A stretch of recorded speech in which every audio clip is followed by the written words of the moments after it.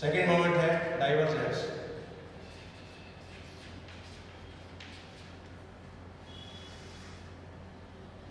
तीसरी मोमेंट है प्रोलिफरेशन।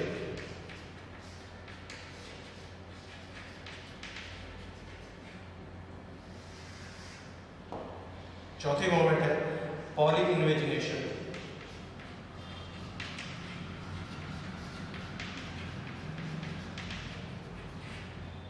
और लास्ट मोमेंट है इसमें एक्सटेंशन।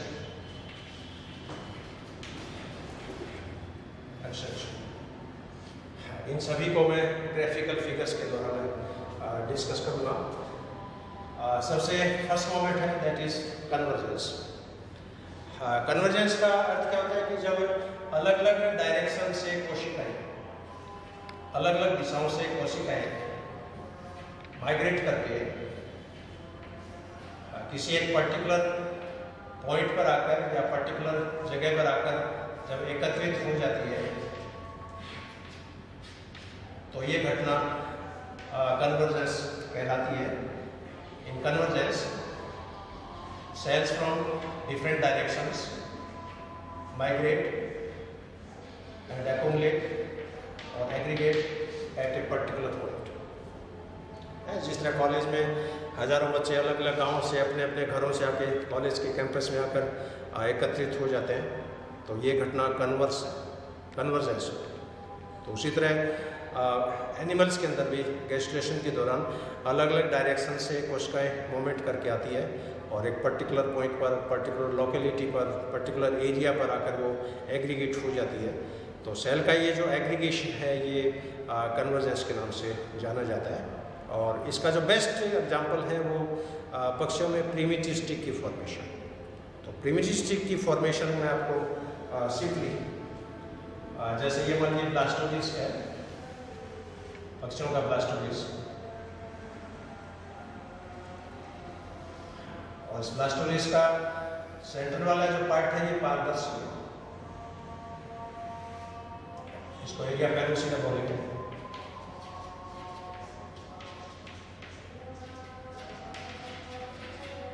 इसका परिधि वाला जो पार्ट है ये थोड़ा अपारदर्शी है, इसको एरिया ऑप्टिका बोलेंगे। तो पक्षियों में क्या होता है कि एरिया पेलोसिडा का जो पोस्टीरियर पार्ट है, इस पार्ट में कोशिकाएं एकत्रित होना स्टार्ट हो जाती है अलग अलग डायरेक्शन से। अब जो जो ये कोशिकाएं एकत्रित होती है इस प्रीमेच्योर स्टिक की फॉर्मेशन स्टार्ट होती है। तो प्रीमेच्योर स्टिक का निर्माण हमेशा ब्लास्टोडिस्क में पोस्टीरियर टू एंटीरियर चलता है। अब जो जो सेल्स से इसके अंदर एकत्रित होती जाएगी, इस प्रीमेच्योर स्टिक की साइज जो होती है, आकार होता है, आकृति होती है, वो चेंज होती जाती है। इसका आकार बढ़ता रहेगा और ये प्रीमेच्योर स्टिक की साइज जो होती है ये यहाँ पर बढ़ गई और ये ग्रोथ जो है ये पोस्टीरियर टू एंटीरियर डायरेक्शंस में चल रही है। और इसमें आगे जब चलेंगे तो इसके अंदर हजारों सेल्स यहाँ पर एक्यूमुलेट हो जाती है। प्रीमेच्योर स्टिक की साइज और बड़ी हो जाती है और ये ब्लास्टोडिस्क में एंटीरियर पार्ट तक चली जाती है और यहाँ पर सेल्स अलग अलग डायरेक्शन से यहाँ पर मूवमेंट करके आती है और सेल्स एक्यूमुलेट होती रहती है। जो जो सेल्स का एक्यूमुलेशन होगा लास्ट में कंप्लीट प्रीमेच्योर स्टिक जो होती है वो यहाँ पर बन जाती है और कंप्लीट प्रीमेच्योर स्टिक है एक तरह से वो उतर के जैसे कर सकते। इसका जो एंटीरियर पार्ट है वो थोड़ा फूला हुआ होता है, कांटदार होता है, नोडुलेटेड होता है और पीछे का जो पार्ट है वो एक स्टॉक के रूप में होता है और ये रचना कहलाती है premature stick. This structure is called premature stick और इसका जो गांठ के समान जो भाग है इसको कहते हैं हैंसन नोड। हैंसन नोड और इस हैंसन नोड के अंदर इंडक्शन की कैपेसिटी है, इसके अंदर दूसरे एम्ब्रियो को फॉर्मेशन करने की कैपेसिटी है। क्योंकि टोटिपोटेंसी जो होती है वो तो स्टार्टिंग के क्लीवेज तक मिलेगी। जिन प्राणियों में रेगुलेटिव अंडे मिलते हैं उन अंडों के अंदर 3-4 क्लीवेज तक टोटिपोटेंसी है। 3-4 क्लीवेज के बाद में टोटिपोटेंसी खत्म हो जाएगी। कोशिकाओं का भविष्य जो होता है वो डिसाइड होने लग जाता है, डिटरमाइन होने लग जाता है। लेकिन फिर भी एम्ब्रियो के अंदर कुछ कोशिकाएँ ऐसी रह जाती है जिनके अंदर प्रेरण की क्षमता पाई जाती है, वो दूसरी कोशिकाओं को इंड्यूस भी कर सकते हैं। तो हैंसन नोड है, इसके ऊपर स्पीमेन और मैनगोल्ड जो 2 साइंटिस्ट थे, इन्होंने इंडक्शन पे प्रयोग किए और इस प्रयोग के लिए इनको नोबेल पुरस्कार के द्वारा भी सम्मानित किया गया है। और वर्तमान में जो एक्सपेरिमेंटल एम्ब्रियोलॉजी है उसमें पक्षियों में प्रिमिटिव स्टिक का हैंसन नोड और मेंढक में ब्लास्टोपोर की डोर्सल लिप, उसको ट्रांसप्लांटेशन एक्सपेरिमेंट्स में काम में लिया जाता है। तो दिस इज कन्वर्जेंस। तो कन्वर्जेंस का मीनिंग क्या होगा? अलग अलग डायरेक्शन से कोशिकाएं माइग्रेट करके एक पर्टिकुलर पॉइंट में, एक पर्टिकुलर एरिया में, पर्टिकुलर लोकेलिटी में जब एकत्रित हो जाती है तो कोशिकाओं का एकत्रित होना ये कहलाता है कन्वर्जेंस। और इसका बेस्ट एग्जाम्पल है पक्षियों में प्रिमिटिव स्टिक का। अब इसकी जो सेकंड मोमेंट है डाइवर्जेंस। डाइवर्जेंस जो है ये कन्वर्जेंस की उल्टी होती है। इसके अंदर डाइवर्ट होते हैं। जिस तरह कॉलेज में स्टूडेंट्स अलग अलग गांव से आके एकत्रित हो रहे हैं, ये कन्वर्जेंस है। और छुट्टी होने के बाद में ये बच्चे कॉलेज से अपने अपने गांव में चले जाते हैं, अपने अपने घरों में चले जाते हैं, ये डाइवर्जेंस है। तो डाइवर्जेंस के अंदर क्या होगा? एक जगह से एक झुंड में जो हजारों कोशिकाएं होती है, ये कोशिकाएं अलग अलग डायरेक्शंस में मूवमेंट करके चली जाती है। और कोशिकाओं का जब अलग अलग डायरेक्शंस में जो मूवमेंट होता है, ये मूवमेंट डाइवर्जेंस के नाम से जाना जाता है। ये मूवमेंट एम्फियोक्सस में भी पाई जाती है, एम्फीबिया में भी पाई जाती है, बर्ड्स में भी पाई जाती है। यहाँ पर मैं बर्ड्स का जैसे एग्जांपल कोट करूँगा तो पक्षियों के अंदर जो मीजोडर्म की फॉर्मेशन है वो डाइवर्जेंस के द्वारा होती है। जैसे ये पक्षियों का सिंपली ब्लास्टुला, और ब्लास्टुला के अंदर एपीब्लास्ट के सेल्स हैं और नीचे इसके अंदर मान लीजिए हाइपोब्लास्ट के सेल्स। दिस इज हाइपोब्लास्ट,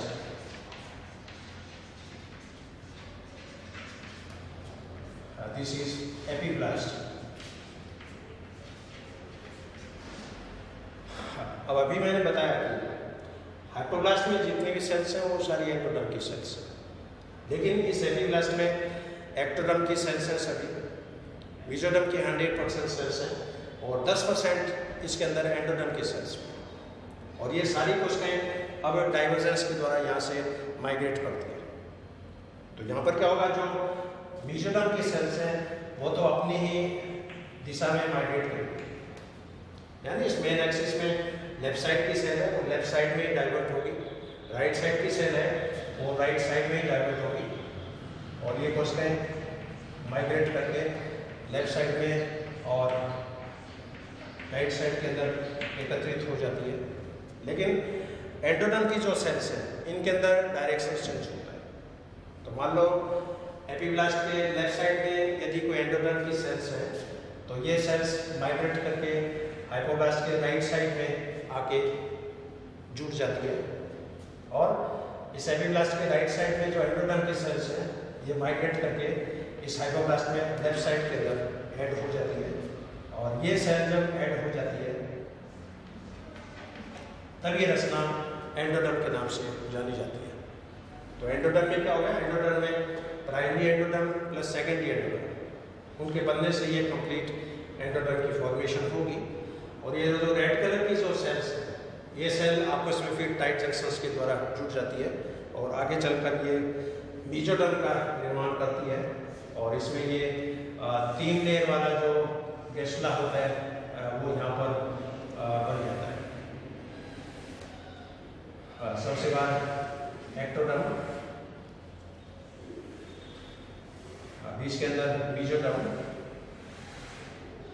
और सबसे नीचे एंडोडर्म। ये लेयर आगे चलकर एक्टोडर्म, ये लेयर मेसोडर्म, ये लेयर एंडोडर्म। तो पक्षियों के अंदर मेसोडर्म की फॉर्मेशन और फाइनल एंडोडर्म की फॉर्मेशंस डाइवर्जेंस के द्वारा होती है। तो डाइवर्जेंस में क्या होगा, एक ग्रुप में उपस्थित कोशिकाएं, एक लोकेलिटी में उपस्थित कोशिकाएं अमीबॉइड मोमेंट के द्वारा या और किसी मोमेंट के द्वारा अलग अलग दिशाओं के अंदर ये प्रवास कर जाती है, और इस तरह की जो मोमेंट होती है ये डाइवर्जेंस के नाम से जानी जाती है। और ये मोमेंट रेप्टाइल्स का कैरेक्टरिस्टिक फीचर है, पक्षियों का कैरेक्टरिस्टिक फीचर है, और प्रोटोथेरियन जो स्तनधारी है उसके अंदर भी ये मोमेंट जो होती है ये पाई जाती है। तीसरी मोमेंट है दैट इज प्रोलिफरेशन।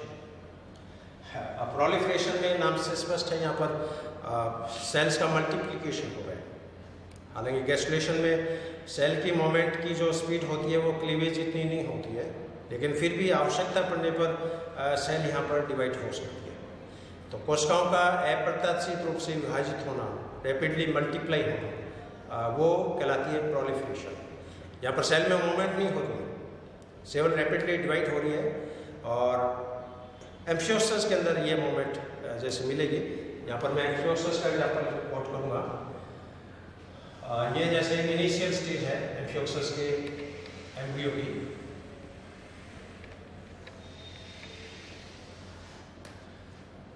ये सबसे बार एक्टोडर्म,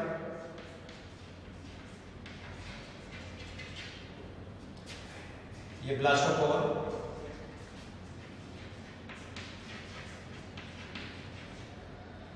ये आर्केंट्रॉन कैविटी।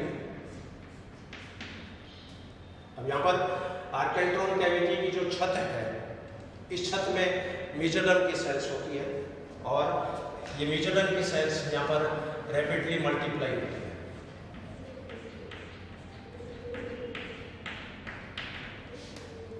यहाँ पर कोशिकाओं का जो रैपिड मल्टीप्लिकेशन है ये प्रोलिफरेशन के नाम से जाना जाता है।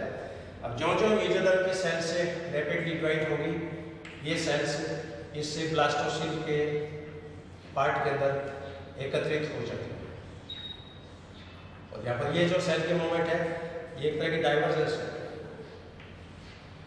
अब यहाँ पर दो मूवमेंट आप एक साथ देख रहे हैं, यहाँ पर सेल का प्रोलिफरेशन भी हो रहा है, सेल का डाइवर्जेंस भी हो रहा है। अब डाइवर्जेंस के द्वारा ये जो सेल्स आ रही है, ये सेल आपस में क्या होगा, टाइट जंक्शंस के द्वारा आपस में जुड़ जाती है, क्योंकि एम्ब्रियोलॉजी में क्या होता है कि सिमिलर नेचर वाली जो सेल्स हैं जिनकी सरफेस प्रॉपर्टी एक जैसी है, वो आपस के अंदर बहुत जल्दी जुड़ती है।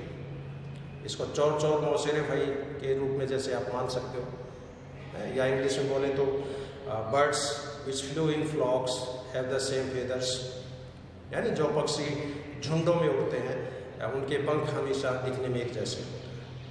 और ये सेल जब आपस में टाइट जंक्शंस के द्वारा कनेक्ट हो जाएगी तो ये लास्ट में 3 परत वाला गैस्ट्रा जो होता है वो ये बन जाता है। इसमें सबसे बाद एक्टोडर्म, इसमें जो रेड कलर में दिखाई है मेसोडर्म, सबसे भीतर एंडोडर्म, तो सबसे बाहर एक्टोडर्म, बीच के अंदर मेसोडर्म, और सबसे भीतर एंडोडर्म। ये आर्केंट्रॉन कैविटी, और ये आर्केंट्रॉन कैविटी ब्लास्टोपोर के द्वारा ये बात होती है। तो ये प्रोलिफरेशन की मोमेंट एम्फियोसिस में पाई जाती है, एम्फीबिया में भी पाई जाती है, क्योंकि अलग अलग एनिमल्स में अलग अलग तरह की मोमेंट होती है। यहाँ पर जो मैं सारी मोमेंट जो मैं डिस्कस कर रहा हूँ, ये सारी मोमेंट एक अकेले प्राणी में नहीं मिलेगी। अपन ये सोचे कि मेंढक में सारी मोमेंट आपको देखने को मिलेगी, ऐसा कभी भी नहीं होता है। हर एनिमल्स में अलग अलग मोमेंट है, अलग अलग विधियाँ हैं, और अलग अलग विधियों के द्वारा एंडोडर्म की फॉर्मेशन होती है, मेसोडर्म की फॉर्मेशन होती है, नोटोकॉट की फॉर्मेशन होती है। चौथी जो मोमेंट है पॉलिन इन्वेजिनेशन, ये मोमेंट बहुत ही इंटरेस्टिंग है। और इसके बहुत ही करेक्टरिस्टिक फीचर्स हैं। और पॉली में जैसे नाम से स्पष्ट है, पॉली का मतलब कई। अंतर्वलन जैसे पहले अपन डिस्कस किया, अंतर्वलन में एक ही जगह सेल भीतर की तरफ पुश होती है, उसके अंदर एक आर्केंट्रोन कैविटी बनती है। और जब अंतर्वलन एक से ज़्यादा जगह पर, ज़्यादा एरिया के अंदर हो, तो उसको बहु अंतर्वलन या पॉली इन्वेजिनेशन के नाम से जाना जाता है। और ये पॉली इन्वेजिनेशन जो है ये भी दो तरह का होता है। एक तो यूनिपोलर यानी एक ध्रुवीय, एक होता है मल्टीपोलर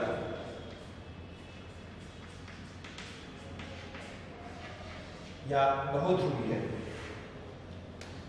यूनिपोलर में क्या होगा, सपोज ये ब्लास्टुला है, तो ब्लास्टुला के केवल एक ही जगह पर, एक पर्टिकुलर जगह पर, जैसे मान लो एनिमल पॉल है या वेस्टर्न पॉल, तो केवल वेस्टर्न पॉल के ऊपर ही 3-4 जगह मान लीजिए अंतर्वलन हो गया।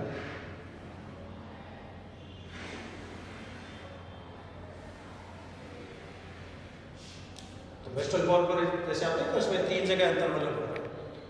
अब 3 जगह अंतर्वलन हो रहा है तो ये पॉली इन्वेजिनेशन की घटना है, और केवल एक ही पॉल में हो रही है, इसलिए इसको यूनिपोलर के नाम से जाना जाएगा।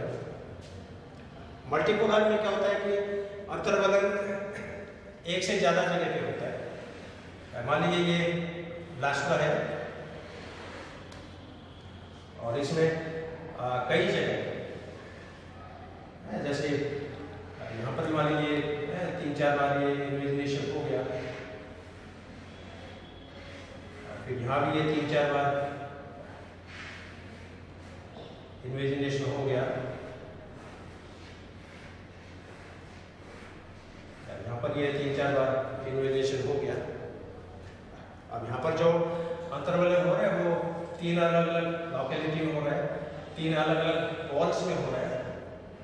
और इस तरह का जो अंतर्वलन होता है ये पॉली इन्वेजिनेशंस कहलाता है।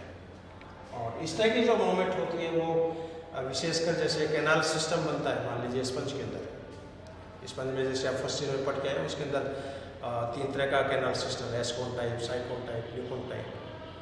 तो नाल तंत्र के दौरान ये जो कैनाल बनती है, इनकरेंट कैनाल, रेडियल कैनाल, इनका जो फॉर्मेशन होता है वो इन पॉकेटिंग आउट पॉकेटिंग के द्वारा ही होता है। और ये मोमेंट इस तरह के मल्टीपल जो चेम्बर्स जो होते हैं उनके फॉर्मेशन से संबंधित है। लास्ट मोमेंट जो है दैट इज एक्सटेंशन। और एक्सटेंशन जो है ये वैसे देखा जाए तो कोई मोमेंट नहीं है, क्यों? इसमें कोशिकाएं एक स्थान से दूसरे स्थान तक माइग्रेट करके नहीं जाती है। There is no migration from one place to another place. लेकिन इसमें एम्ब्रियो जो होता है वो अग्र पश्च दिशा में लंबा हो जाता है। और इसको मैं सीरीज के रूप में जैसे डिस्कस करूंगा।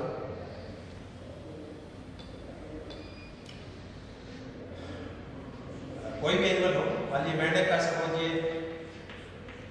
जाइगोट है, ये बॉल है, स्फेरिकल है, इसके अंदर क्लीवेज स्टार्ट होगा और मोरुला बनेगा। इस मोरुला के अंदर 32 कोशिकाएं हैं और ये 4 पंक्तियों के अंदर ये प्रेजेंट है। और ये रचना भी दिखने के अंदर गोल है, स्फेरिकल है, इसकी साइज के अंदर कोई चेंजिंग नहीं है। अब ये मोरुला ब्लास्टुला में कन्वर्ट होता है और ब्लास्टुला जब बनता है तो इसके अंदर एक ब्लास्टोसिल कैविटी है, वो आधे भाग में डेवलप हो जाती है। This is blastula, this is morula. अब ये ब्लास्टुला फिर मॉर्फोजेनेटिक मोमेंट के द्वारा 3 लेयर वाले कैस्टुला के अंदर कन्वर्ट हो जाएगा, जिसमें सबसे बाद एक्टोडर्म, एक्टोडर्म के नीचे मेसोडर्म, मेसोडर्म के नीचे फिर एंडोडर्म। तो ट्रिपल लेयर स्ट्रक्चर बन जाती है। इसको टिप्लोब्लास्टिक या ट्राइटर्म कैस्ला के नाम से जाना जाएगा। इसमें सबसे बाद एक्टोडर्म, बीच के अंदर मेसोडर्म, सबसे भीतर एंडोडर्म। अब अभी तक आप देखें तो सारी स्टेजेस गोल है, सबकी साइज कांस्टेंट है। मान लीजिए जाइगोट 2 मिलीमीटर का है तो इसका मोरुला भी 2 mm का है, इसका ब्लास्टला भी 2 mm का है, इसका गैस्ला भी 2 mm का है। और सारी स्ट्रक्चर बाहर से दिखने में गोल है। हाँ, अंदर चेंजिंग हो सकती है क्योंकि अंदर जैसे मोरुला है ये सॉलिड है, ब्लास्टला के अंदर आधे भाग में कैविटी है, गैस्ला के अंदर ब्लास्टोसेल समाप्त हो जाएगी, नई आर्केंट्रोन कैविटी बन जाएगी। अब ये ब्लास्टला जब न्यूरुला में जब कन्वर्ट होगा तो ये एम्ब्रियो गोल नहीं रहेगा और ये अग्रपश्च दिशा में इलोंगेट हो जाता है। ये दिखने में नाशपाती के समान हो जाता है, दीर्घवर्ताकार हो जाता है, इलिप्टिकल हो जाता है।